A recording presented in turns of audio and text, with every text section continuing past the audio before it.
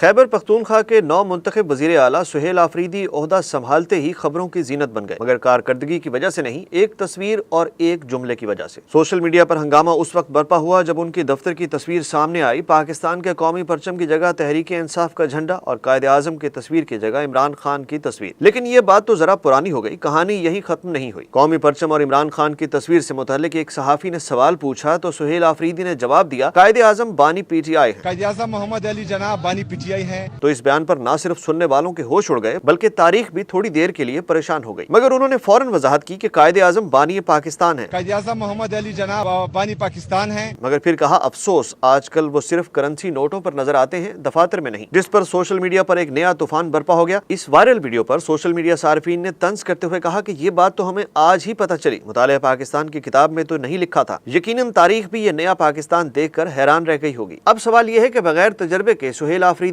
صوبہ کیسے چلائیں گے؟ تو پی ٹی آئی نے اس کا حل نکال لیا ہے، حکومت چلائے گی ایڈوائزری کونسل۔ جی ہاں، خیبر پختونخوا کی اصل کمان سنبھالے گی وہ کونسل جس میں شامل ہوں گے سلمان اکرم راجہ، عاقب اللہ، اسد کیسر اور جنید اکبر۔ سہیل آفریدی اس کونسل کے سربراہ ہوں گے۔ لیکن یہاں ایک اور دلچسپ موڑ آیا جب سینئر صحافی انصار عباسی نے انکشاف کیا کہ خود عمران خان سہیل آفریدی کو جانتے ہی نہیں تھے۔ ذرائع کے مطابق مراد سعید نے فیملی کی ایک خاتون رکن کے ذریعے بشرا بی بی کی فیملی کے توسط سے عمران خان تک سہیل آفریدی کا نام پہنچایا۔ عمران خان سہیل آفریدی کے بارے میں زیادہ نہیں جانتے تھے، لیکن مراد سعید کی سفارش پر اعتماد کرتے ہوئے انہوں نے انہیں نیا وزیر اعلیٰ نامزد کیا۔ عمران خان نے سہیل آفریدی کو اپنا اوپننگ بیٹسمین قرار دیتے ہوئے ان پر مکمل اعتماد کا اظہار کیا تھا۔ سہیل آفریدی 2024 کے عام انتخابات میں پہلی بار ضلع خیبر سے رکن صوبائی اسمبلی منتخب ہوئے تھے۔